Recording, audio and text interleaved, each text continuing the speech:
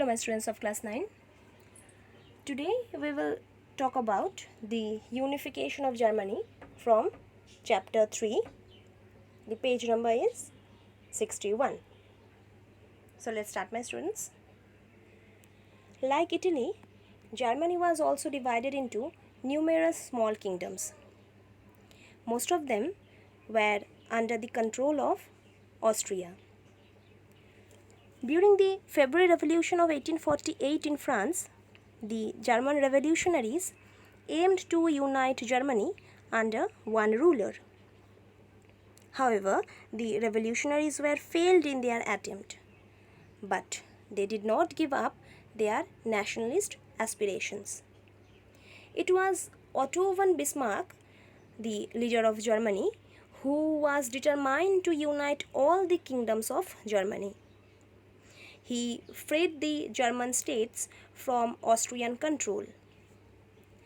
Bismarck became the first Chancellor of Prussia.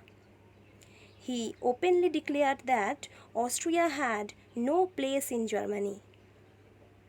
Bismarck successfully waged war against Denmark in 1864. By this war, he obtained two German provinces, Schleswig and Holstein. Then, in the year 1866, the Battle of Sadowa was fought between Prussia and Austria. The Prussian army defeated Austria in the Battle of Sadowa. It was an important battle that ended Austria's leadership in Germany. Next, Germany defeated France in the Battle of Sedan in 1870.